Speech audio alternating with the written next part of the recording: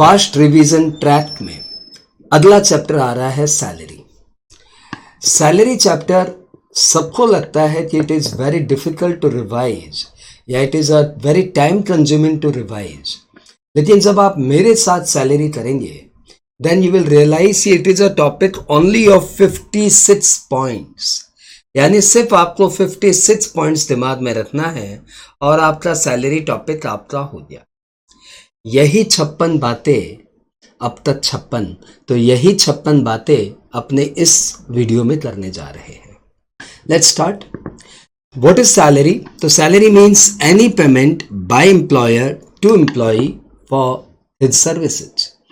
Important यह है कि एम्प्लॉयर एम्प्लॉय का रिलेशनशिप क्या होता है। Who is employer, who is employ?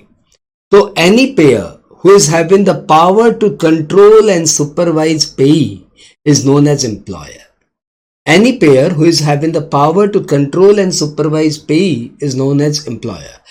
Power to control and supervise means day to day control. Day to day control यदि किसी पेयर के पास है तो उसको बोलेंगे employer, और ऐसे पेई को बोलेंगे employee.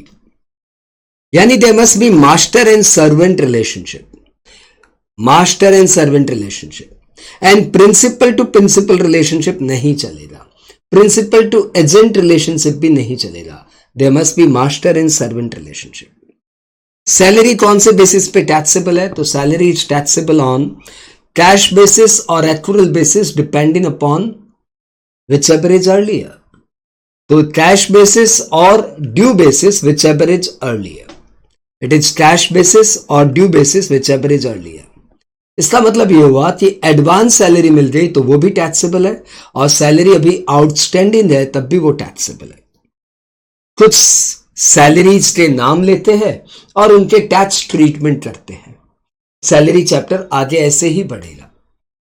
इनके पहले दो चार बातें और बता दूं जो आपको ऑलरेडी पता है कि इनकम टैक्स में salary includes wages. Voluntary surrender of salary करेंगे तब भी ये टैक्सेबल है, लेकिन voluntary surrender of salary to central government fund कर देंगे तो दिस इज एग्जाम्प्टेड। आपको वॉलंटरी सैलरी मिले तब भी ये टैक्सेबल है, लेकिन यदि आपका वॉलंटरी सर्विस है और उसमें आपको कोई सैलरी आप नहीं ले रहे हैं तो that salary is not taxable. High court या जजेस, हाई कोर्ट या सुप्रीम कोर्ट के जजेस को जो सैलरी मिलती है वो सैलरी है। प्रोप्राइटर को जो सैलरी मिलती है वो सैलरी नहीं है। पार्टनर को जो सैलरी मिलती है वो पीजीबीपी है, वो सैलरी में नहीं आता। और एग्जामिनेशन कॉपी इवैल्यूएट करने के लिए टीचर्स को जो फीस मिलती है वो जनरली सैलरी नहीं है, परंतु वो टीचर यदि स्कूल का एम्प्लॉई है और उसी स्कूल की कॉपी चेक करने के लिए स्कूल वालों से कुछ फीस देते हैं तो फिर वो सैलरी है। रिटेनरशिप फी सैलरी नहीं है। इन छोटी छोटी बातों के बाद हम लोग आ जाते हैं टॉपिक में। टॉपिक का नाम है सैलरी तेरे कितने नाम। हर नाम के साथ एक ट्रीटमेंट जुड़ा हुआ है, आपको बस वो नाम सुनते जाना है, उनका ट्रीटमेंट देखते जाना है। टॉपिक स्टार्ट हो रहा है बेसिक सैलरी से। तो basic salary is fully taxable. Basic salary करते समय पे स्केल का भी ध्यान रखिएगा। व्हाट इज पे scale? It is a pre determined increment schedule. तो सपोज आपकी कोई बेसिक सैलरी बोले कि भैया ये 10,000 है, फिर 2,000 ऐसे कुछ डिजाइन बना दिया, फिर बोला 14,000 है, फिर ऐसा कुछ डिजाइन बना दिया 6,000 लिख के, फिर ऐसे बोलते 34,000 है। तो ये इंडिकेट कर रहा है कि जब आप कंपनी ज्वाइन करेंगे तो आपकी सैलरी होगी 10,000। अब हर साल आपकी सैलरी में 2,000 का इजाफा होगा। ये इजाफा चलता रहेगा जब तक आपकी सैलरी 14,000 नहीं हो जाए। 14,000 जब आपकी सैलरी पहुंच जाएगी then the increment will be 6,000 per month and thereafter ये इंक्रीमेंट एवरी ईयर चलता रहेगा जब तक आपकी सैलरी 34,000 ना हो जाए। यानी पहले साल आपकी सैलरी 10, अगले साल सैलरी 12, उसके अगले साल सैलरी 14, उसके बाद आपकी salary 20, 26 and so on.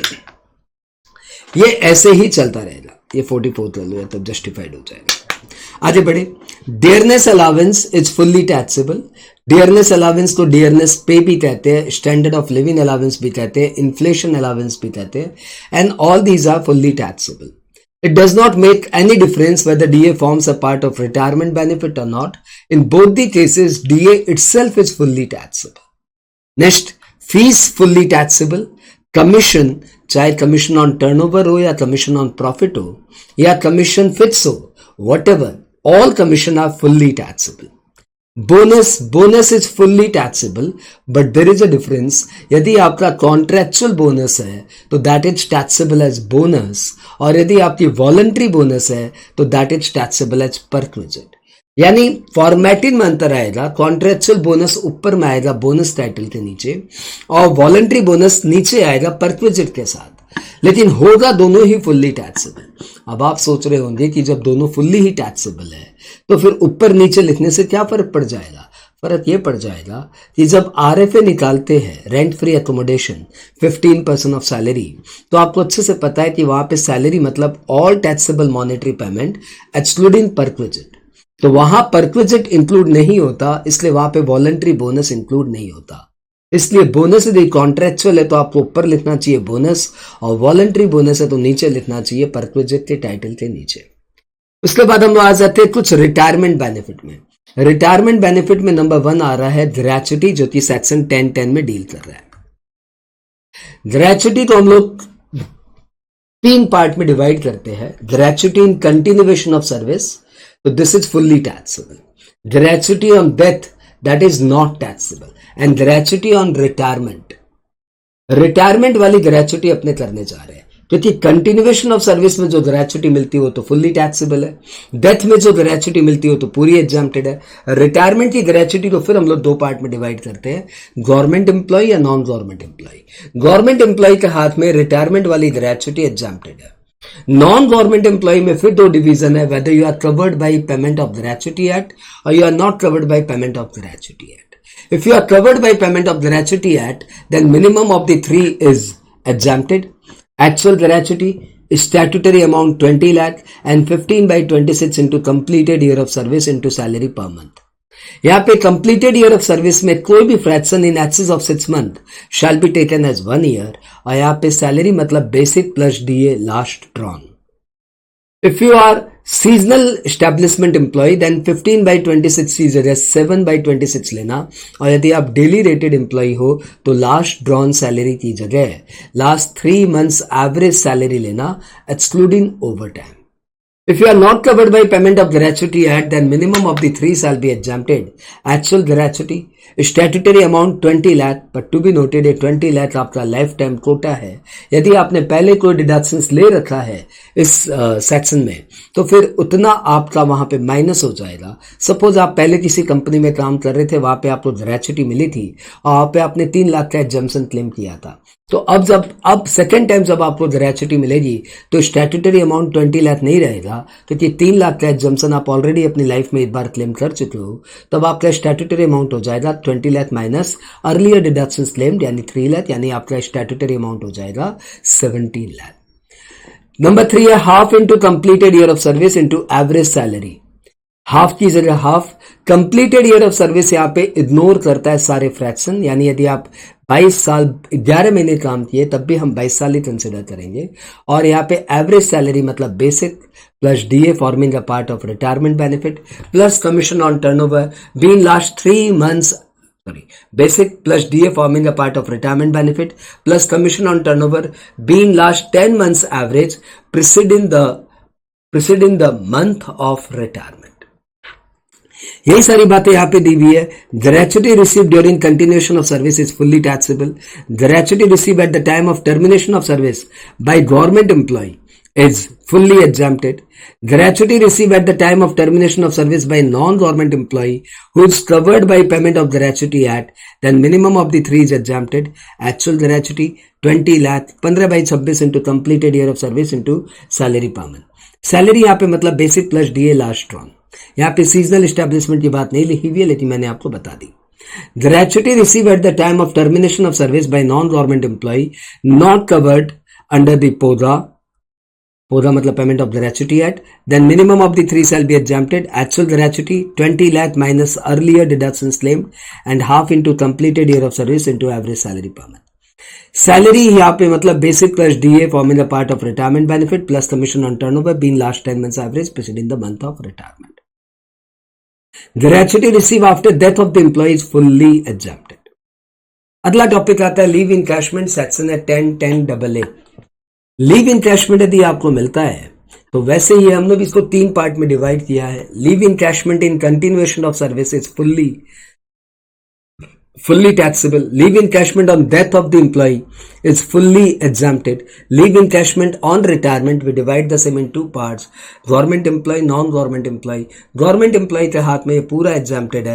Non-government employee के हाथ में minimum of 4 shall be exempted. Actual leave encashment, statutory amount 3 lakh minus earlier deductions claimed. 10 month into average salary, 1 month maximum for completed year of service minus leave availed into average salary. यही बात यहां पे दी हुई है. Completed year of service यहां पे मतलब all fraction shall be ignored और एवरेज सैलरी मतलब basic plus DA forming the part of retirement benefit plus commission on turnover being last 10 months average preceding the date of retirement. या ऐसे बोलिए preceding the retirement. Leave encashment during continuation of service is fully taxable. Leave encashment on retirement by government employee is fully exempted. Leave encashment by a non-government employee shall be exempted to the minimum of following under section 10(10)AA. Actual leave salary 3 lakh minus earlier deductions claimed. 10 month into average salary. 1 month completed year of service minus leave actually availed into average salary per month. ये 1 month जो है ना, ये 1 month, ये 1 month maximum है. यदि आपके boss आपको हाफ मंथ की लीव देता है तो यहाँ पे हम लोग हाफ मंथ ही लेंगे. ये मैक्सिमम है. सैलरी यहां पे मतलब basic DA forming the part of retirement benefit commission on turnover being last 10 months average preceding the retirement. Gratuity में था preceding the month of retirement. Leave salary paid to legal heir of deceased employee is not taxable. अगला topic आ जाता है pension. Pension under section 10(10)A. Pension under section 10(10)A. इस topic को भी हम लोग 2 पार्ट में डिवाइड करते हैं. Uncommuted pension, commuted pension. Uncommuted pension is fully taxable whether you are government employee और non government employee. Commuted pension divided in 2 parts whether you are government employee or non-government employee. In case of government employee it is fully exempted. भाई हमारे retirement benefit में government employ तो जवाई राजा है, उसका तो fully exempted हो जाता है. नॉन गवर्नमेंट एम्प्लॉय के हाथ में 2 डिवीजन आते हैं. If you are receiving gratuity तो अलग ट्रीटमेंट है, if you are not receiving gratuity तो अलग बात है. If you are receiving gratuity then 1/3 of the total pension fund is exempted, and if you are not receiving gratuity then half of total pension fund is exempted. Employee के death के बाद यदि employ की family को pension मिलती है तो उसको हम लोग फैमिली पेंशन बोलते हैं. That is taxable under the head income from other sources और इसमें स्टैंडर्ड डिडक्शंस मिलता है 1/3 of the pension of 15,000 per month which ever is lower. यही बात यहां दी हुई है pension 10(10)A. Uncommuted pension is fully taxable in hands of all employees, चाहे गवर्नमेंट एम्प्लॉय या नॉन गवर्नमेंट एम्प्लॉय हो. Commuted received by government employee is fully exempted. Commuted received by employee who is receiving gratuity, then 1/3 of total pension is exempted. Commuted pension received by a person who is not receiving gratuity, half of total pension fund is exempted. Voluntary retirement compensation section है 10(10)C. 10(10)C. Voluntary retirement compensation यदि आपको मिलता है तो minimum of the 2 is exempted. Actual voluntary retirement compensation and ₹5 lakh. इन दोनों में से जो लोअर है वो आपका एग्जाम्प्ट हो जाएगा. सुनने में बड़ा अच्छा लग रहा है कि ये तो बहुत आसान है, एक्चुअल VRC और 5 लाख, लेकिन ये सबसे टेक्निकल है क्योंकि 10(10)C का डिडक्शन आपको तभी मिलता है जब आप ये कंडीशन सेटिस्फाई करें और वो कंडीशन है कि the employer must be specified employer. यानी employer individual, HUF, firm, AOP, BOI नहीं हो सकता. Employer must be specified employer and guidelines of central board of direct tax must be fulfilled. अब guidelines of central board of direct tax क्या है? The guidelines of CBDT है number 1, the scheme must be applicable to all employees. The object of the scheme is to reduce number of worker. The retired employee is not appointed in sister concern. Vacancy cost cannot be filled up, and the compensation cannot exceed 3 months salary for each completed year of service or remaining tenure salary whichever is lower. यही बातें यहाँ पे आपको दी हुई है। यदि आप इस CBDT की गाइडलाइंस फुलफिल कर दे और आप स्पेसिफाइड एम्प्लॉयर है तब तो आपको 1010C का डिडक्शंस मिल जाएगा, अदरवाइज 1010C की छूट आपके लिए नहीं है। In that case VRC shall be fully taxable. Compensation received at the time of VRC voluntary retirement shall be exempted to the minimum of following: actual VRC of 5 lakh. Subject to following condition: employer must be specified employer, not receive by individual HF और form employer, इसमें AOP BOI जोड़ लीजिए, और voluntary retirement scheme must be, guidelines must be fulfilled. और guidelines मैंने अभी आपको बताया। गाइडलाइंस के 5 पॉइंट कई बार एग्जाम में पूछ भी लेते हैं। एन्यूटी यदि आपको कोई मिलता है तो भैया annuity is fully taxable. Salary in lieu of notice period is taxable and profit in lieu of salary is taxable. ये सब रिटायरमेंट बेनिफिट करने के बाद आप धुआंधार टॉपिक में आ जाओ। टॉपिक का नाम है अलाउंसेज। भैया देखो, अभी तक सिर्फ हमें 15 मिनट हुए हैं और अभी हम रिटायरमेंट बेनिफिट पार कर चुके हैं। आने वाले 5-7 मिनट में हम लोग अलाउंसेज भी पार कर लेंगे। 15वें नंबर पॉइंट में है और 55 नंबर पॉइंट तक चलना है। हाँ, चल के तुझे मैं लेके चलूं। House rent allowance. अलाउंसेज में देखो भैया, अलाउंसेज को हम लोग बेसिकली 5 पार्ट में डिवाइड करते हैं। एक पार्ट को हम लोग बोलते हैं कुछ मेन अलावेंस, और उसमें मैंने सिर्फ 3 अलावेंस को मेन रखा है। एक हाउस रेंट अलावेंस, एक डियरनेस अलावेंस, एक एंटरटेनमेंट अलावेंस। इनको मैंने 8 सेगमेंट दिया है। फिर 8 सेगमेंट है 10-14-1। इन 10-14-1 में 6 अलावेंसेज है और 6 के 6 अलावेंसेज का ट्रीटमेंट एक जैसा ही है। ट्रीटमेंट ये है कि जितना इस पर्पज में खर्च करोगे उतना एग्जेम्प्ट हो जाएगा। ये 6 अलावेंस है: daily allowance, travel allowance, conveyance allowance, professional development allowance, uniform allowance and assistance allowance. इन 6 अलावेंसेज में जितना खर्च करोगे उतना एग्जेम्प्ट हो जाएगा। उसके बाद एक सेगमेंट है 10-14-2।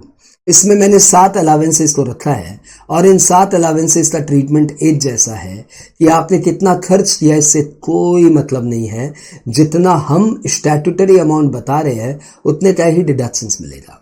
और ये 7 अलावेंस है: चिल्ड्रन एजुकेशन अलावेंस, जिसमें 100 रुपए per month per child to the maximum of 2 children की छूट है। Children hostel allowance 300 per month per child to the maximum of 2 children की छूट है। Transport allowance, office to home and home to office लेकर allowance दिया जाता है जर्नी के लिए, और ये सिर्फ हैंडीकैप्ड एम्प्लॉय को ही मिलता है। हैंडीकैप्ड एम्प्लॉय को यदि ट्रांसपोर्ट अलावेंस मिल रहा है तो 3200 रुपए पर मंथ तक की छूट है। उसके बाद है ट्रक ड्राइवर अलावेंस, जिसमें 70% ऑफ अलावेंस और ₹10,000 per month which ever is lower की छूट है। उसके बाद बॉर्डर एरिया अलावेंस, जिसमें 1300 रुपए per month, hilly area allowance जिसमें 800 पर मंथ, और ट्राइबल एरिया अलावेंस जिसमें 200 पर मंथ की छूट है। तो ये वे 3 सेगमेंट। पहला हुआ जनरल, जिसमें मैंने 3 को नाम डाला है: DA, entertainment allowance, house rent allowance. दूसरा 10-14-1, 6 अलावेंस, जितना खर्च करो उतना एग्जाम्प्टेड। फिर 10-14-2, जो 7 अलावेंस जितना हम बता रहे उतना एग्जाम्प्टेड, बाद बाकी से कोई मतलब नहीं है। एक है फुल्ली एग्जाम्प्टेड अलावेंस। तो भैया फुल्ली एग्जाम्प्टेड अलावेंस कुछ है ही नहीं।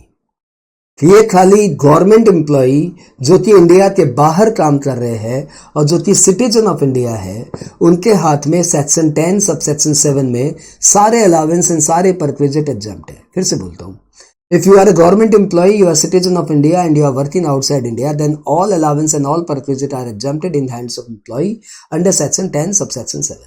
इसके बाद है टैक्सेबल अलावेंस। अब इसके अलावा कोई भी अलावेंस का नाम आपके सामने आ जाए ना दोस्तों, बस ट्रीटमेंट एक ही पकड़ना: फुल्ली टैक्सेबल, फुल्ली टैक्सेबल। आओ एक बार इसको अपने इसमें रीड आउट कर लेते हैं। House rent allowance, minimum of the following shall B exempted: actual HRA 50% और 40% ऑफ सैलरी। ये 10-13 है, इसका सेक्शन है, हम लोग इसको प्यार से बोलते हैं 13 आसियाना। सारे सेक्शंस के कोडिंग्स है मेरे पास, लेकिन सारी कोडिंग सुनाने की आप फुर्सत नहीं बनती, इसलिए हम लोग यहाँ पे आपको इंपॉर्टेंट सेक्शंस का एक बार बता दिए। 10-13 है तो 10-13 है मतलब 13 और आशियाना। हाँ, तो हाउस रेंट अलाउंस है भी वही। Minimum of the following shall be exempted under section 1013A। Number 1 actual allowance, number 2 15% और 40%, 50% और 40% ऑफ सैलरी। यदि आप मेट्रो सिटी में रहते हो, कैलकाटा, चेन्नई, मुंबई एंड दिल्ली, तो भैया 50% of salary, otherwise 40% of salary. And तीसरा है rent paid over 10% of salary. Salary यहाँ पे मतलब basic plus DA forming the part of retirement benefit और कमीशन ऑन टर्नओवर। और जब जब आपको एचआरए मिला है तब तब का सैलरी ले लेता है। एम्प्लॉय कहाँ रेंट दे रहा है ये इंपॉर्टेंट है। यदि एम्प्लॉय रेंट दे रहा है मेट्रोपॉलिटन सिटी की प्रॉपर्टी के लिए तो 50%, और एम्प्लॉय यदि रेंट दे रहा है नॉन मेट्रोपॉलिटन सिटी के लिए तो 40%। एचआरए में ही इसका डिडक्शन छुपा हुआ है। यदि आप ध्यान से देखें तो एचआरए, ए मतलब एक्चुअल अलाउंस, आर मतलब rent paid over 10% of salary and H मतलब हाफ ऑफ सैलरी यानी 50% ऑफ सैलरी। तो याद तो ही जाता है। पॉइंट नंबर 16 में हम लोग आ जाए, entertainment allowance is fully taxable. Entertainment allowance government employee को सेक्शन 16 सब सेक्शन 16 क्लॉज 2 में गवर्नमेंट एम्प्लॉय को थोड़ा सा रिलैक्सेशन है। और 16(2) बोल रहा है कि यदि कोई गवर्नमेंट एम्प्लॉय को इंटरटेनमेंट अलाउंस मिलता है तो minimum of the following is exempted.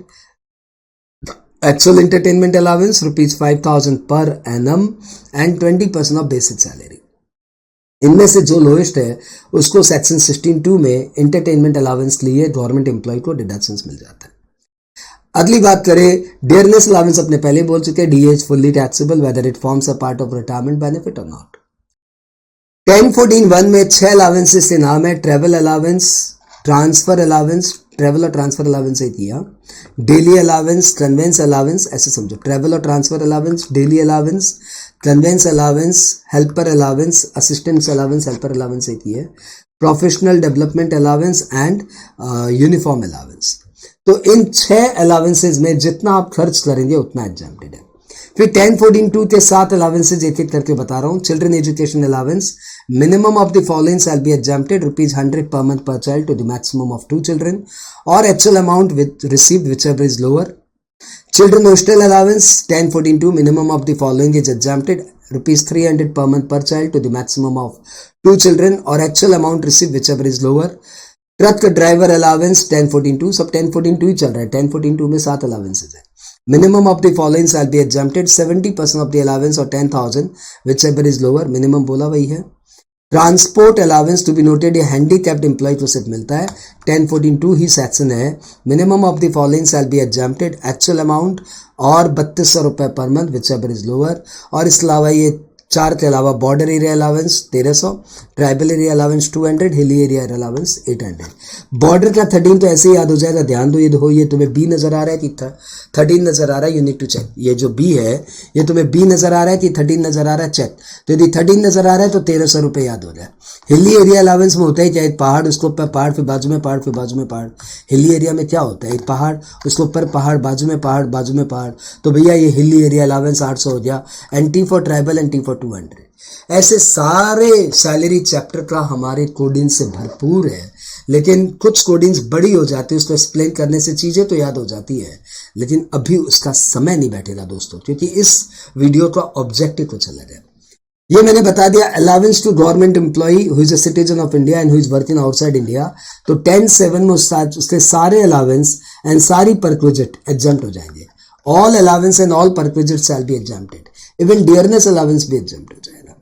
और कोई भी अलाउंस है then it shall be fully taxable. लेकिन इस बात को ध्यान रखिएगा कि अलाउंस का अमाउंट यदि आप ऑफिस पर्पज के लिए यूज कर देंगे तो फिर जितना अमाउंट आपने ऑफिस पर्पज के लिए यूज कर दिया उतना तो एग्जम्प्ट हो ही जाएगा। Amount of allowance which is use for office purpose then that particular amount shall be exempted। अब हम लोग आ गए परक्विजिट में। बच्चे सोचते हैं परक्विजिट बहुत डिफिकल्ट है दोस्तों, अभी तक सिर्फ 24 मिनट हुए हैं, हम लोग परक्विजिट में आ गए हैं, ठीक है। सैलरी यदि मैं आपका 45 मिनट या 1 घंटे में करा दूं ना तो it's a big deal.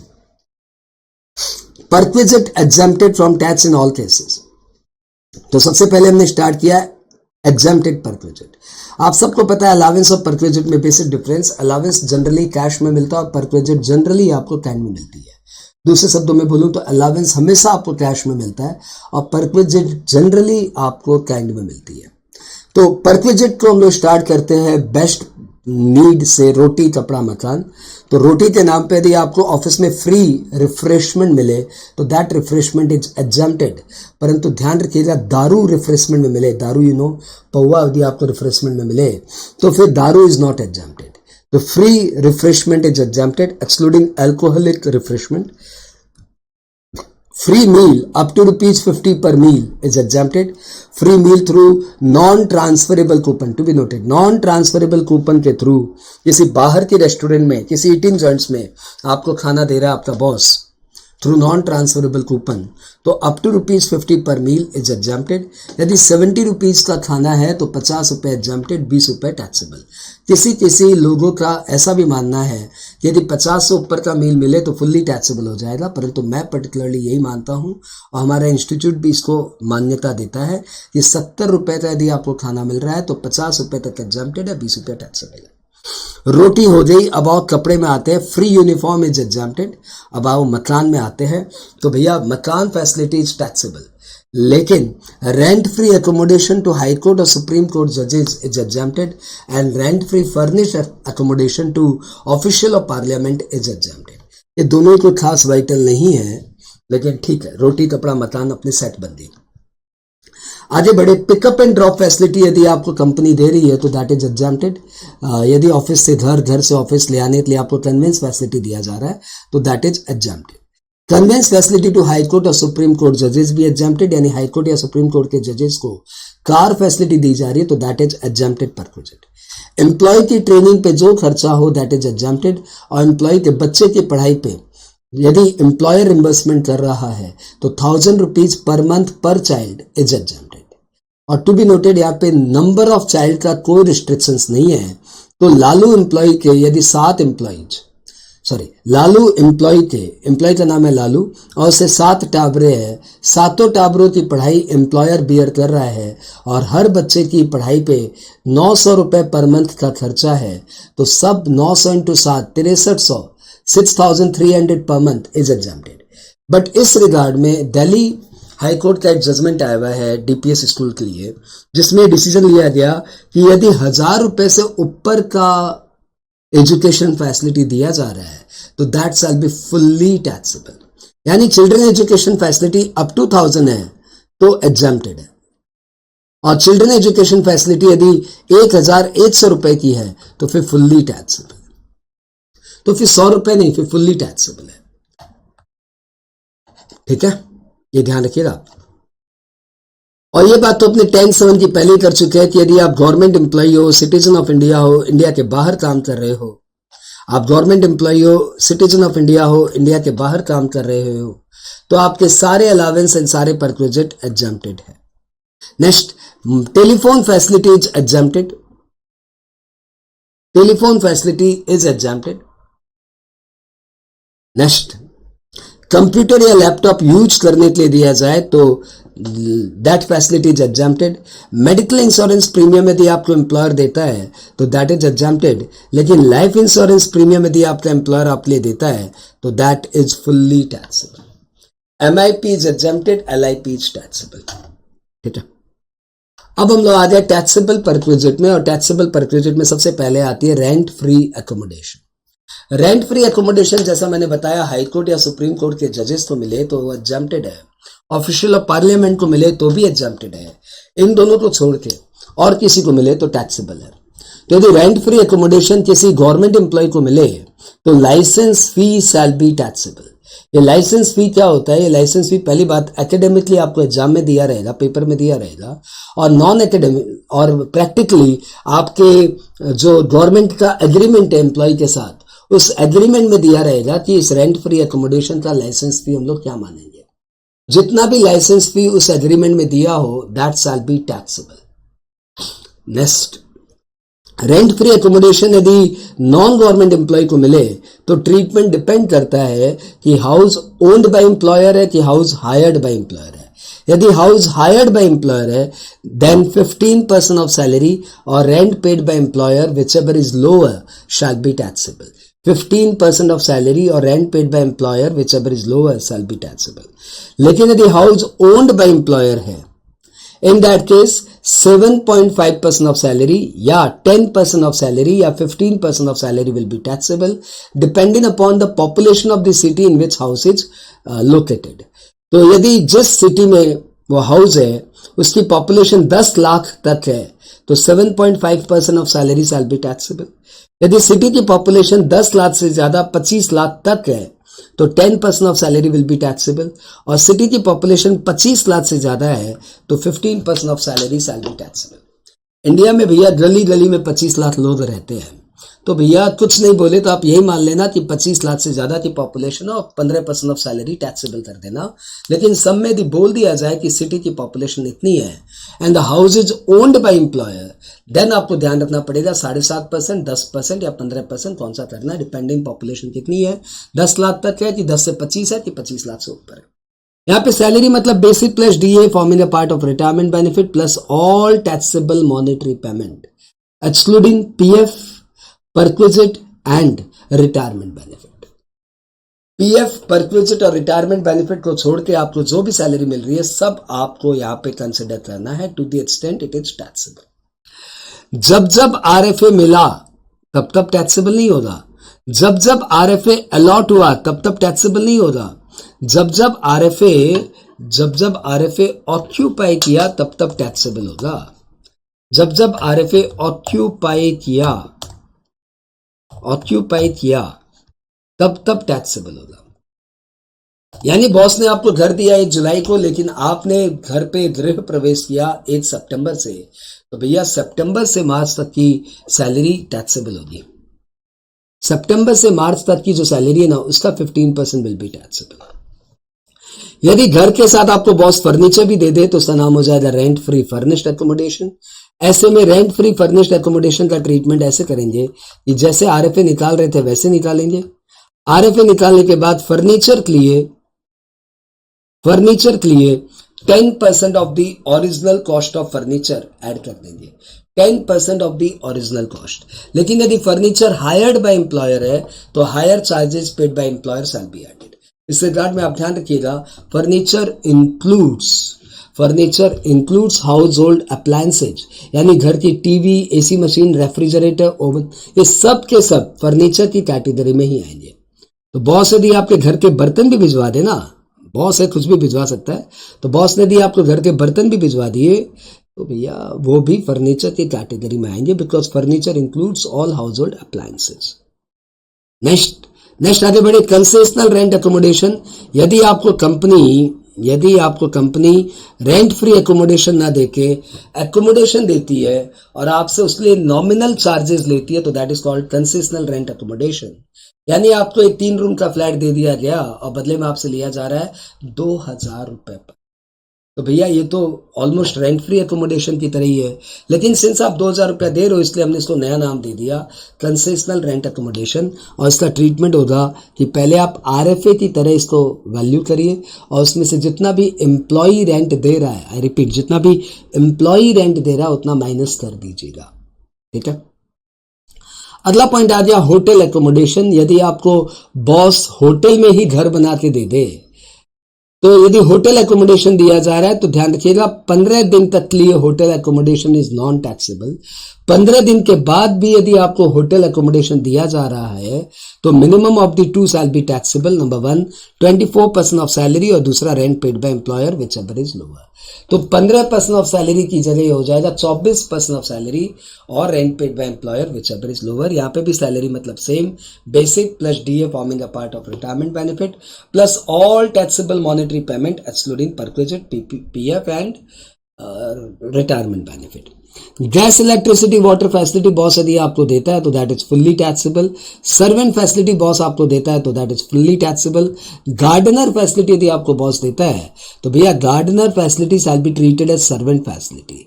However if the gardener facility is provided by the employer with rent free accommodation and rent free accommodation is owned by employer, then gardener facility is exempted. वापस repeat करता हूँ, मैं एक दूसरी भाषा में repeat करता हूँ, वो भाषा तुम्हें ज़्यादा पसंद आएगी। मैं बस गार्डनर फैसिलिटी को जीएफ बोल देता हूँ। तो ध्यान रखिएगा, गार्डनर फैसिलिटी का ट्रीटमेंट क्या होगा, गार्डनर फैसिलिटी यानी GF shall be treated as servant facility. However if GF is provided by employer with RFA, then RFA is owned by employer, then GF shall be fully exempted. वापस से बोलूँ, यदि GF यदि आपको boss देता है तो GF shall be treated as servant facility. However if the GF is provided with accommodation, then if the house is owned by employer, then gardener facility is non-taxable। भैया जीएफ मतलब gardener facility, please. हाँ, हंसो मत, काम करो। अगले perquisite में आते हैं। अगले परक्विजिट का नाम है मोटर कार फैसिलिटी। तो यदि कार फैसिलिटी बॉस आपको दे रहा है तो डिपेंड करता है कि कार में बॉस सिर्फ कार फैसिलिटी दिया है कि मेंटेनेंस फैसिलिटी भी दिया है। मतलब कार का पेट्रोल का खर्चा कौन उठा रहा है भैया। तो यदि कार फैसिलिटी बॉस ने दिया है and the car is owned by employer, maintained by employer, then if it is used for personal purpose it is non taxable. Sorry, if it is used for personal purpose then it is fully taxable. जो भी maintenance and depreciation है will be fully taxable. यदि if it is used for office purpose then it is non taxable, and if it is used for both purpose then 1800 या 2400 per month will be taxable. If car facility is provided by the employer but car is maintained by employee, personal purpose में आया तो maintenance तो employ खुद कर रहा है, car का सिर्फ डेप्रिसिएशन विल बी टैक्सेबल। लेकिन कार यदि दोनों काम में यूज हो रहा है, office as well as personal, then 900 per month और 600 पर मंथ विल बी टैक्सेबल। अब ये कब 2400 लेंगे, कब 1800 लेंगे, कब 900 लेंगे, कब 600 लेंगे। तो भैया देखो, हायर कैपेसिटी कार हुई तो 2400 लेंगे और लोअर कैपेसिटी कार हुई तो 1800 लेंगे। अब ये हायर कैपेसिटी क्या होती है, यदि कार का इंजन की क्यूबिक कैपेसिटी 16 हॉर्स पावर से ज्यादा है, 1600 सीसी से ज्यादा है, तो भैया हम लोग इसको बोलेंगे हाई कैपेसिटी कार। उस केस में हम लोग 2400 या 900 लेंगे। और यदि 16 हॉर्स पावर तक है तो हम लोग लेंगे 1800 या 600। आगे बढ़ते जाए। सबको याद कराने का ट्रिक है, परंतु समय की कमी। Car is owned by employ, maintained by employer. यदि बॉस ने गाड़ी नहीं दिया, गाड़ी मेरा अपना है, बॉस सिर्फ मेंटेनेंस दे रहा है। If it the car is fully use for personal purpose then maintenance will be taxable, and if the car is use for both purpose then जितना भी मेंटेनेंस बॉस दे रहा है, maintenance expenditure paid by employer minus 1800 या 2400 per month will be subtracted. 1800 या 2400 per month will be subtracted and the remaining part will be taxable. इस regard में ध्यान रखिएगा, ये 1800-2400 से ज्यादा का भी आप डिडक्शन क्लेम कर सकते हो यदि आप कार की लॉगबुक मेंटेन करो और एम्प्लॉयर से सर्टिफिकेट ले लो कि कितना percentage of car is use by employ for office purpose. तो जितना परसेंटेज ऑफिस पर्पज में यूज हो रहा है उतना परसेंटेज माइनस हो जाएगा and the rest will be taxable. Suppose car 70% use for office purpose, तो फिर जितना भी बॉस मेंटेनेंस दे रहा है उसमें से 70% माइनस हो जाएगा and the remaining shell be taxable. लेकिन यदि logbook of the car maintain नहीं है, एम्प्लॉय ने ऐसा कोई सर्टिफिकेट नहीं दिया है, तो फिर 1800 पर मंथ या 2400 per month will be subtracted depending upon the capacity of car. Car के साथ यदि बॉस आपको शॉफर फैसिलिटी भी दे रहा है, ड्राइवर फैसिलिटी भी दे रहा है, तो फिर if the driver is use for personal purpose then it is fully taxable, और if the driver is use for both purpose, office as well as personal purpose, then driver के लिए सिर्फ 900 रुपए per month will be taxable. सिर्फ 900 रुपए पर। अभी तक 6:38 मिनट्स हुए हैं और परक्विजिट भी हाफ होने आ गया है। We are on track. आप बहुत अच्छा कर रहे हो। इतना फास्ट में समझना और रिटेन करना बहुत डिफिकल्ट है, इसलिए आपको एक प्राइज मिलेगा। सैलरी के अंत पे मैं आपको एक सैलरी के परक्विजिट से रिलेटेड गाना सुना दूंगा जिससे आपकी पूरी परक्विजिट आपके हाथ में आ जाएगी। तो लगे रहो दोस्तों। अगला पॉइंट है इंटरेस्ट फ्री लोन। तो यदि कंपनी आपको इंटरेस्ट फ्री लोन देती है ना, तो 20,000 रुपए तक का ये interest free loan fully exempted है। लेकिन यदि लोन का अमाउंट 20,000 से ज्यादा हो जाए तो फिर पूरे लोन पे स्टेट बैंक ऑफ इंडिया की रेट ऑफ इंटरेस्ट से जितना इंटरेस्ट आना चाहिए उतना विल बी टैक्सेबल। इस रिगार्ड में ध्यान रखिएगा कि यदि बॉस ने आपको लोन दिया है mid of the year, mid of the month में, तो मंथ एंड बैलेंस पे इंटरेस्ट कैलकुलेट होगा। और यदि आपको लोन किसी स्पेसिफाइड डिजीज के ट्रीटमेंट के लिए मिला है, लाइक कैंसर, लाइक एड्स, तो फिर जितना भी आपको लोन मिला उस पर कोई इंटरेस्ट टैक्सेबल नहीं होगा। लेकिन यदि वो स्पेसिफाइड डिजीज के लिए आपको मेडिक्लेम मिल गया तो फिर लॉ बोलता है then the loan amount to the extent of mediclaim amount will be taxable loan, और फिर उसका इंटरेस्ट विल बी टैक्सेबल। एक बार ये सारी बातें यहां पे भी पढ़ते हैं।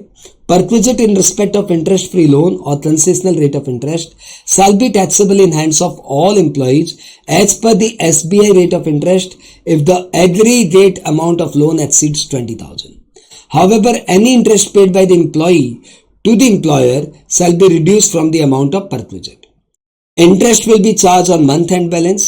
Loan taken for treatment of specified disease like CA, like cancer, AIDS, shall be exempted. But if the mediclaim received for such disease, then loan amount up to the mediclaim amount shall be taxable. तो suppose boss ने आपको 1/7 के दिन 50 लाख का loan दिया क्योंकि cancer का treatment कराना था, बहुत महंगा इलाज था। तो 50 लाख का loan is non taxable because cancer के इलाज के लिए आपको लोन मिला है। लेकिन सपोज 1/12 के दिन आपको मेडिक्लेम मिल गया, कोई 12 लाख का 12 लाख का मेडिक्लेम मिल गया, तो दिसंबर से 12 लाख का लोन विल बी टैक्सेबल। दिसंबर, जनवरी, फरवरी, मार्च 4 महीने के लिए 12 लाख के लोन पे SBI का रेट ऑफ इंटरेस्ट है, परक्विजिट विल बी कंप्यूटेड। तो लोन अमाउंट और mediclaim amount which ever is lower will be taxable, उस पर इंटरेस्ट विल बी टैक्सेबल। यदि आपको कंपनी हॉलीडे होम फैसिलिटी देती है तो उसकी जो भी नोशनल मार्केट वैल्यू है दैट शैल बी टैक्सेबल। यदि कंपनी आपको क्रेडिट कार्ड देती है तो जितना बॉस का खर्च लगा उस क्रेडिट कार्ड पे आपके लिए, जितना भी बॉस ने खर्च किया, cost to employer shall be taxable. यदि कंपनी आपको गिफ्ट देती है तो गिफ्ट इन कैश है तब तो फुल्ली टैक्सेबल, और गिफ्ट इन काइंड है तो 5,000 तक का गिफ्ट इज एग्जम्प्टेड। 5,000 तक का गिफ्ट एग्जम्प्टेड है, 5,000 से ऊपर हुआ तो fully taxable. To be noted aggregate, यदि आपको, आपके रिलेटिव को भी गिफ्ट मिला, आपको भी गिफ्ट मिला, तो साल भर में यदि 5,000 तक का गिफ्ट मिल रहा है सब मिला के तो एग्जम्प्टेड है, 5,000 से ऊपर हुआ तो टैक्सेबल है। क्लब एक्सपेंडिचर, यदि बॉस आपको क्लब फैसिलिटी दे रहा है तो टू बी नोटेड यदि वो स्पोर्ट्स क्लब है या हेल्थ क्लब है तो दैट इज एग्जम्प्टेड। इसके अलावा और कोई क्लब फैसिलिटी है तो जितना बहुत सा खर्चा आपके लिए लगा उतना टैक्सेबल हो जाएगा। इस रिगार्ड में ध्यान रखिएगा कि यदि आपको कंपनी कॉर्पोरेट मेंबरशिप दे रही है तो कॉर्पोरेट मेंबरशिप में entrance fee will not be taxable but annual subscription will be taxable in the hands of employ. Entrance fee of the corporate membership is non taxable. Next, यदि कोई movable asset company आपको use करने के लिए दे तो laptop या computer use करने के लिए दिया तो नॉन टैक्सेबल, मोबाइल यूज करने के लिए दिया तो नॉन टैक्सेबल। इसको छोड़ के और कोई मूवेबल एसेट यदि आपको यूज करने के लिए दे, कार को छोड़ के, क्योंकि कार तो सेपरेटली कर चुके हैं, then 10% of the original cost shall be taxable, और rent paid by the employer shall be taxable. यदि कंपनी अपनी एसेट आपको सस्ते में बेच दे तो they will be use perquisite. यदि कंपनी, यदि बॉस, यदि एम्प्लॉयर अपनी कार आपको अपनी 70 लाख की कार आपको 6 लाख में बेच दे तो भैया ग्रेट परक्विजिट हुई ना। तो this perquisite will be taxable, और उस रिगार्ड में हम लोग बोल रहे हैं the taxable perquisite shall be the written down value minus sale value. Written down value minus sale value will be the taxable perquisite, and the written down value निकालेंगे कैसे, इसके लिए हमारा अपना डेप्रिसिएशन रेट है वो आपको याद रखना पड़ेगा कि कार के लिए 20% रेट ऑफ डेप्रिसिएशन है और इलेक्ट्रॉनिक आइटम यानी डेटा प्रोसेसिंग आइटम के लिए 50% रेट ऑफ डेप्रिसिएशन है, और कार और डेटा प्रोसेसिंग आइटम को छोड़ के जो भी एसेट हो तो उसके लिए 10% रेट ऑफ डेप्रिसिएशन है। लेकिन डेटा प्रोसेसिंग आइटम के लिए 50% rate of depreciation reducing balance method से कंप्यूट करेंगे, कार के लिए भी 20% रिड्यूसिंग बैलेंस मेथड से कंप्यूट करेंगे, और अदर आइटम के लिए 10% स्ट्रेट लाइन मेथड से कंप्यूट करेंगे। डेप्रिसिएशन चार्ज करते समय ध्यान रखिएगा part of the year shell be ignored for the purpose of computing depreciation. I hope इसके ऊपर एग्जाम में सम्स भी बहुत आते हैं, होप ये सब आपको क्लियर है। और अब अपने आ जाए medical facility. Medical facility 2 part में डिवाइडेड है, medical facility in India and medical facility outside India. Medical facility in a hospital maintained by employer is exempted. तो बॉस के हॉस्पिटल में, बॉस के ऑफिस में यदि आपको कोई मेडिकल फैसिलिटी दी जा रही है तो दैट इज नॉन टैक्सेबल। लेकिन मेडिकल फैसिलिटी यदि आपको गवर्नमेंट में दी जा रही है, गवर्नमेंट हॉस्पिटल में दी जा रही है, तो हे भगवान, इंडिया की गवर्नमेंट हॉस्पिटल में मेडिकल फैसिलिटी के नाम पे क्या है? यदि कुछ है भी तो वो एग्जाम्प्टेड है। Reimbursement of medical expenses for specified disease like CA, like cancer, AIDS etcetera is fully exempted. तो गवर्नमेंट हॉस्पिटल में medical facility is exempted, specified disease का medical facility is exempted, boss के हॉस्पिटल में medical facility is exempted. इसके अलावा यदि आपको कोई और मेडिकल फैसिलिटी मिला तो that shall be fully taxable. परंतु medical insurance premium is exempted and life insurance premium is taxable. ये बात मैं पहले ही बता चुका हूं। अगली बात में आते हैं मेडिकल फैसिलिटी आउटसाइड इंडिया। भैया आउटसाइड इंडिया मेडिकल फैसिलिटी तो तब मिलेगी ना जब आउटसाइड इंडिया पहुंचोगे। तो जब हम लोग बोलते हैं आउटसाइड इंडिया मेडिकल फैसिलिटी तो लिटरली ये 3 फैसिलिटी का कॉम्बो है। पहला आपका ट्रेवल, आपका स्टे और आपका treatment. Treatment facility outside India is fully exempted up to the RBI limit, यानी जितना आरबीआई सैंक्शन करता है उतना एग्जाम्प्टेड। आरबीआई कितना सैंक्शन करता है आपको सब में दिया रहेगा। कुछ नहीं दिया रहे तो मान लेना आरबीआई ने पूरा सैंक्शन कर दिया, इसलिए पूरा एग्जाम्प्टेड है। दूसरा स्टे फैसिलिटी। स्टे फैसिलिटी एक पेशेंट और एक केयर टेकर का, मतलब एक पेशेंट के साथ एक केयर टेकर का ट्रीटमेंट फैसिलिटी इज एग्जाम्प्टेड। और ट्रीटमेंट नहीं भैया, पेशेंट के साथ केयर टेकर का भी ट्रीटमेंट कराओगे क्या? फिर से बोलता हूं, treatment facility of the patient is exempted up to the RBI ceiling. Stay facility of one patient and one caretaker is exempted up to RBI ceiling, and travel facility of one patient and one caretaker is exempted provided employee की gross total income excluding this perquisite does not exceed 2 lakh per annum. तो यदि employ की gross total income इस perquisite को छोड़ के यदि 2 लाख रुपए से ज्यादा हो चुकी है तो फिर travel facility will be taxable, लेकिन ट्रीटमेंट और stay facility will be exempted. यहां पे ध्यान रखिएगा कि ट्रीटमेंट के लिए आप एम्प्लॉय को भी भेज सकते हो, एम्प्लॉय के रिलेटिव को भी भेज सकते हो। और एम्प्लॉय के रिलेटिव का यहाँ पे मतलब होता है एम्प्लॉय की स्पाउस, एम्प्लॉय के children, employee के dependent parents and dependent brother sister, spouse, children, dependent brother sister, dependent parents। अगली बात करें leave travel concession section 10(5). My God what a perquisite. यदि कंपनी आपको लीव ट्रेवल कंसेशन देती है, यानी छुट्टियों में घूमने के लिए भेजती है और इसलिए ट्रेवल का खर्चा बॉस बेयर करता है, तो इसको बोलते हैं लीव ट्रेवल कंसेशन। और सेक्शन 10(5) में leave travel concession is exempted perquisite for 2 years in a block of 4 calendar years. The relevant block for the relevant block इस तरह से चलता है, 18, 19, 20, 21 एक ब्लॉक है, 22, 23, 24, 25 एक ब्लॉक है। तो आप कौन से ब्लॉक में फॉल कर रहे हो आप देख लेना। इन 4 साल में 2 बार आपकी लीव ट्रेवल कंसेशन एग्जेम्प्टेड होगी। इस रिगार्ड में ध्यान रखिएगा, if the preceding block remain wholly or partly unavailed, then in the subsequent block in first year only 1 extra journey shall be allowed। अब लीव ट्रेवल कंसेशन फैसिलिटी यदि आप लेते हो और घूमने के लिए इंडिया के बाहर जाते हो then it will be fully taxable. तो लीव ट्रेवल फैसिलिटी लेने वाले को इंडिया में ही ट्रेवल करना पड़ेगा। ट्रेवल आप किसी भी मोड से कर सकते हो, एयर मोड, वाटर मोड या रेल रूट। यदि आप एयर मोड से जाते हो तो इकोनॉमी क्लास तक एग्जेम्प्टेड है, बिजनेस क्लास एग्जेम्प्टेड नहीं है।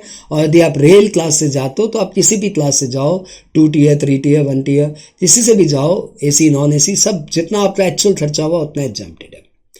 यदि आप किसी और रूट से जाते हो तो यहां से उस एरिया तक का जो डिस्टेंस है, वहां तक का जो रेल फेयर बनता है, उस डिस्टेंस के लिए जो फर्स्ट क्लास एसी का रेल फेयर बनता है उतना तक हम आपको एग्जेम्प्ट कर सकते हैं।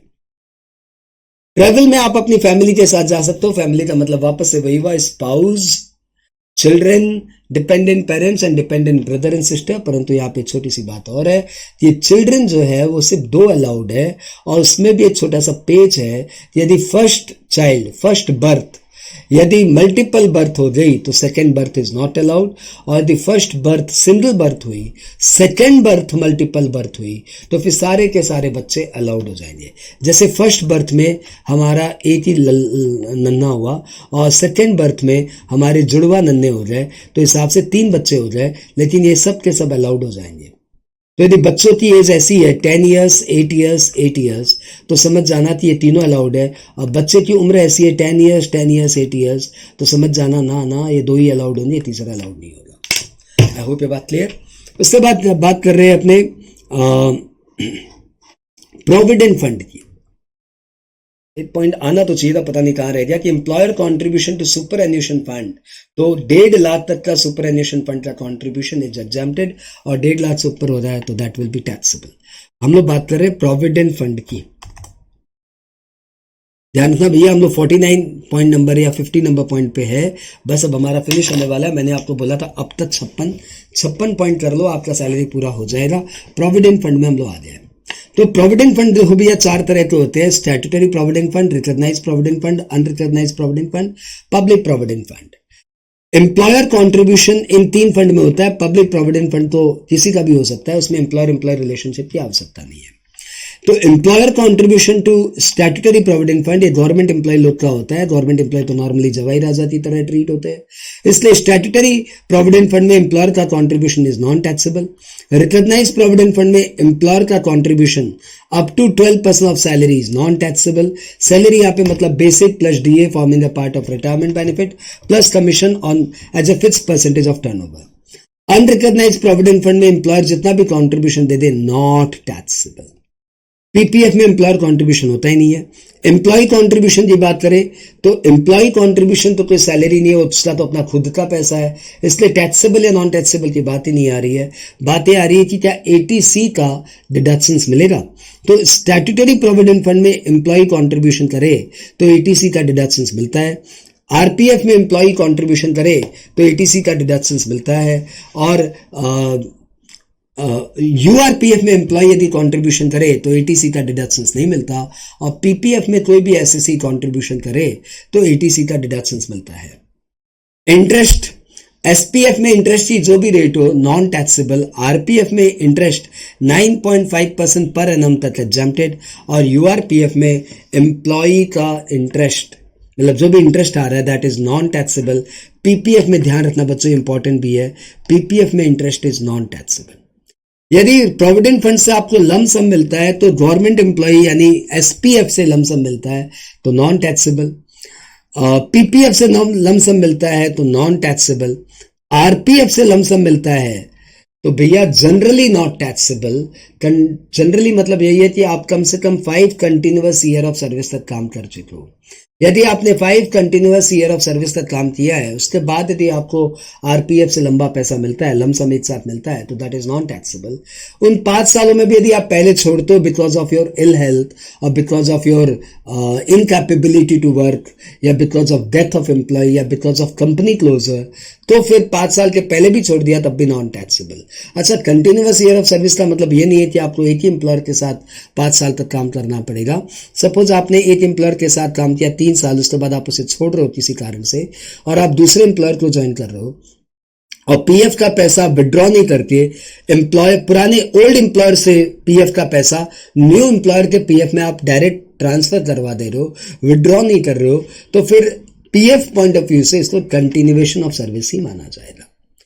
लेकिन ऐसा कुछ नहीं कर रहे हो, 3 साल जॉब करने के बाद आपने जॉब अब छोड़ दिया और बिजनेस में आ गए और पीएफ का पैसा विड्रॉ कर लिया, देन आरपीएफ से जो लमसम मिला that shall be taxable.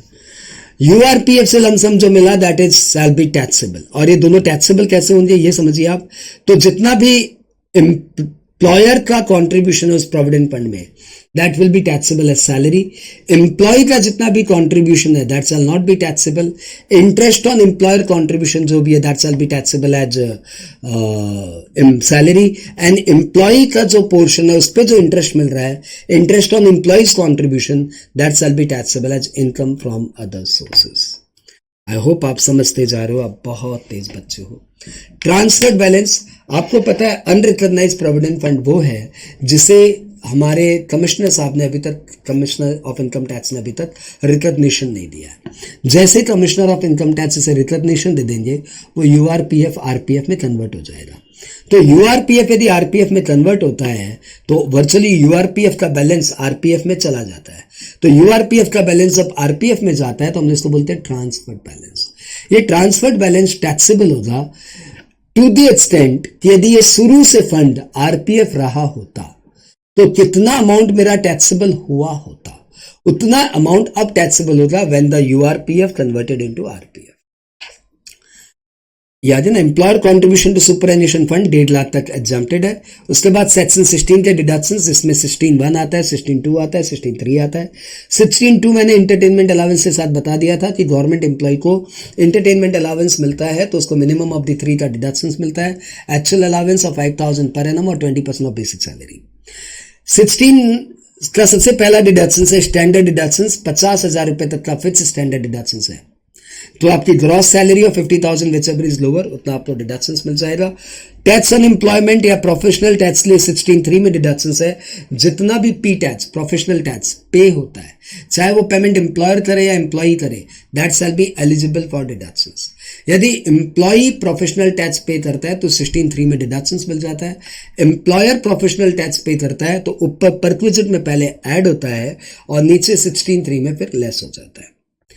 Lump sum receive from new pension scheme, new pension scheme या नेशनल पेंशन स्कीम जो भी है ये, उसमें आप ध्यान रखिएगा कि एम्प्लॉयर जितना भी कंट्रीब्यूशन करता है that is fully taxable as perquisite. तो लम सम जब इस एनपीएस से मिलता है तो डेथ के कारण यदि लम सम मिले तो that shall be fully exempted. On retirement यदि लम सम मिले, नॉट डेथ, तो फिर shall be exempted up to 60% of the total amount payable to him. तो 60% तो आपको एग्जाम्प्ट ही हो जाएगा और 40% भी आपको एग्जाम्प्ट हो जाएगा यदि lump sum amount receive from NPS if utilized for purchasing an annuity plan in the same previous year, then amounts are received to the extent so utilized shall be exempted. इस NPF से जब आपको pension मिलनी शुरू होगी तो the pension shell be taxable in the hands of recipient, pension shell be taxable. और retirement का वेट करने के पहले एनपीएस से आपने जॉब के ड्यूरेशन में बीच में कुछ पैसे निकाले तो वो भी एग्जाम्प्ट होगा up to 25% of the contribution, provided आप ये जो पैसे विड्रॉ कर रहे हो as per the scheme withdraw कर रहे हो। ये 7.5 लाख वाला पॉइंट आपने पहले भी सुना होगा कि employer contribution to recognise provident fund, superannuation fund और एनपीएस, इन तीनों में एम्प्लॉयर का कंट्रीब्यूशन मिला के यदि 7.5 लाख से ऊपर हो जाए तो it is fully taxable as perquisite. इस रिगार्ड में इंटरेस्ट की बातें भी ध्यान रखिएगा, ये इन दोनों में वाइटल हुआ है कि exemption in relation to interest is not applicable to interest accruing during the previous year in an employee's RPF statutory provident fund to the extent it relates to the amount given below. Interest on employee's contribution in excess of 2,50,000 per annum. If the contribution by the employee is in the provident fund in which employer also gives its contribution, तो employ का contribution 2.5 lakh तक है तब तो ठीक है, 2.5 लाख से ऊपर हुआ तो इंटरेस्ट विल बी टैक्सेबल। और इंटरेस्ट ऑन एम्प्लॉय कंट्रीब्यूशन किसी ऐसे फंड में जिसमें एम्प्लॉयर कंट्रीब्यूट नहीं करता, वहां पे 5 लाख तक का एम्प्लॉय का कंट्रीब्यूशन साल का है तो उस पर इंटरेस्ट टैक्सेबल नहीं होगा, उसके बाद इंटरेस्ट विल बी टैक्सेबल। तो दोस्तों यहाँ पे सैलरी का वेरियस मीनिंग दिया हुआ है, अलग अलग जगह सैलरी का क्या मतलब है ये मैं आपको पहले ही बता चुका हूं। और अब हम लोग आ रहे हैं, सिंस आपने 57 मिनट्स में लेस देन 1 आवर में पूरा सैलरी रिवाइंड कर लिया, इसलिए आपको अप्रेजल के तौर पे मैं पूरा परक्विजिट का गाना सुनाता हूं और वो आपको याद भी हो जाएगा।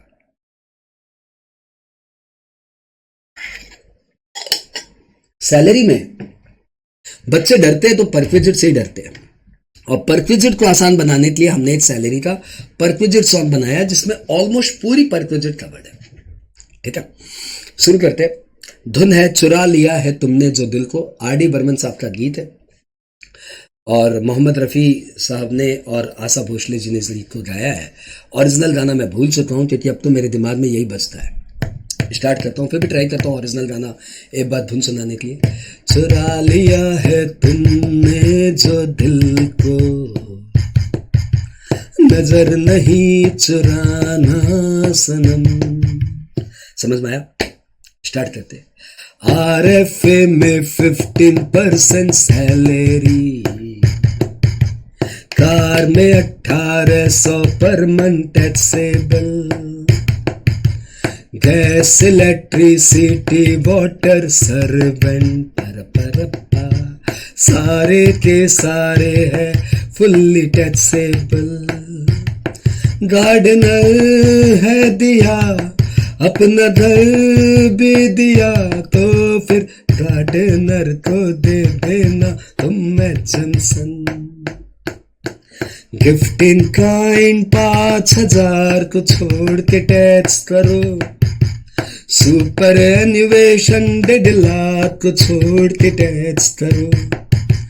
गिफ्ट इन काइंड 5000 को छोड़ के टैक्स करो, सुपर एनिवेशन 1.5 लाख को छोड़ के टैक्स करो।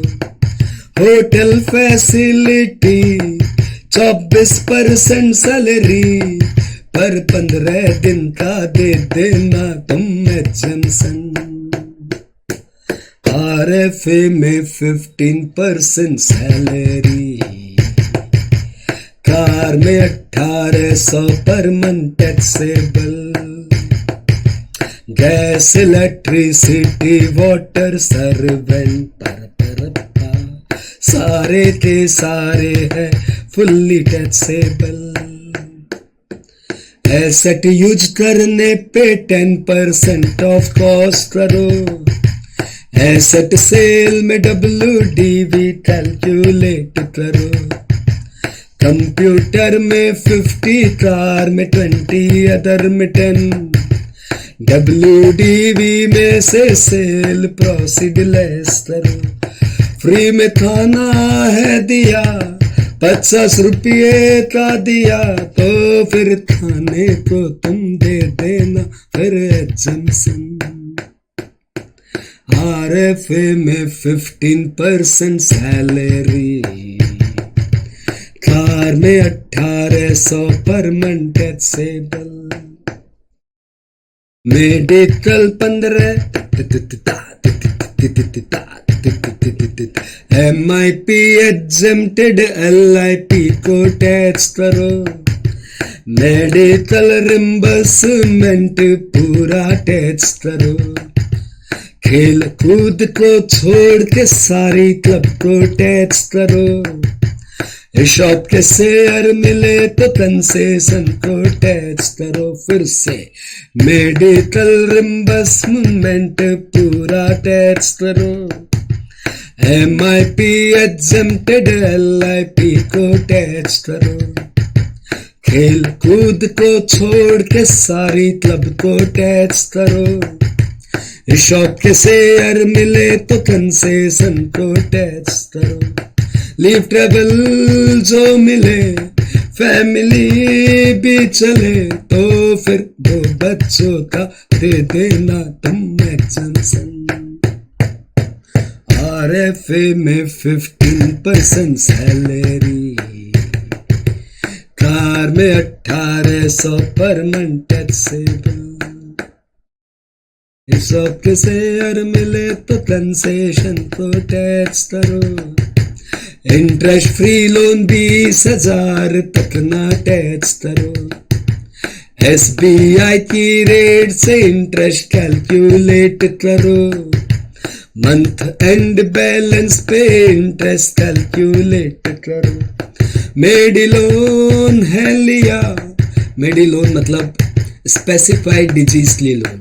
मैंने बाजू में लिखा है CA, ताकि आपको ध्यान रहे कि C मतलब कैंसर और A मतलब एड्स। 1 2 3 4 इंटरेस्ट फ्री लोन 20,000 तक ना टैक्स करो। SBI की रेट से इंटरेस्ट कैलकुलेट करो। मंथ एंड बैलेंस पे इंटरेस्ट कैलकुलेट करो। मेडिलोन है लिया, इंश्योरेंस भी लिया, तो फिर इंश्योरेंस तक लोन होगा टैक्सेबल। RFA में 15% सैलरी, कार में 18 600 पर month taxable. Gas electricity water servant परपा सारे के सारे हैं फुल्ली टैक्सेबल। आपने इस 4 पैरा के गाना को अभी सुना और इस 4 पैरा में पूरा का पूरा सैलरी का परक्विजिट पार्ट कवर्ड हुआ है। ऑनेस्ट अटेम्प्ट है। आई होप ये आपके वीडियो बहुत काम आएगा, क्योंकि सिर्फ 1 घंटे 4 मिनट के अंदर म्यूजिक के साथ आपको पूरा सैलरी अभी हमने कराया। ऑल द बेस्ट बच्चों, अच्छे से एग्जाम दो। Thank you, bye bye.